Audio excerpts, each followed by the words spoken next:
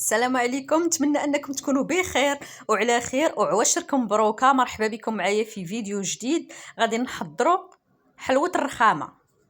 بالنسبه للمكونات، فخديت نص كيلو ديال الكاوكاو، هذا الحمر الصغيور بقشورو وحمرته غير في الفران، وغادا نطحنوه في الهاشوار، تخليوه بحال هكا كونكاسي ماشي بزاف بودغ، وغادا نجمعو بالعسل. فكنبدا نضيف العسل وانا تنخلط على حساب القياس اللي غادي يجمع ليا الكاوكاو. صافي، وناخذ بابي كويسون ولا بلاستيك نوضع فيها الخليط ديال الكاوكاو، ونوضع فوق منه بابي كويسون اخر ونطلقو بالمدلك. دوبت هنا الشوكولات كحل وغادا نليسي ليه الوجه ديالو كله بالشوكولات،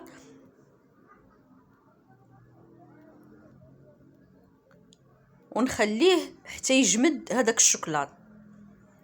وغنشد بابي كويسون اخر نحطو فوق منه ونقلب على هذا الشكل باش تجيني ساهله. صافي، وهاد الجهه حتى هي غادا ندوب الشوكولا نوار ونوضعها فوق منها، ومباشره ندوب الشوكولاط ابيض. هنا خسر ليا صراحه تحجر باش تعرفوا المصداقيه، فغادا نخليها هكذا ونبارطاجيها معاكم مباشره. من بعد ما جمدات فبديت تنقطعها.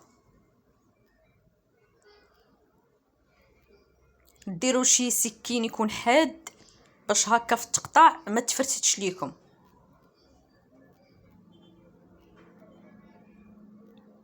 راه تجي ناجحه وغادا تصدق معاكم من اول تجربه. كملها كلها في التقطاع،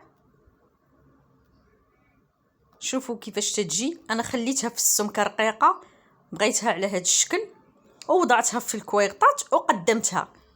وإلا عجبكم الفيديو ما تنسونيش من لايك وتعليق، ومازال ان شاء الله مع وصفات اخرى للعيد. بسلامه.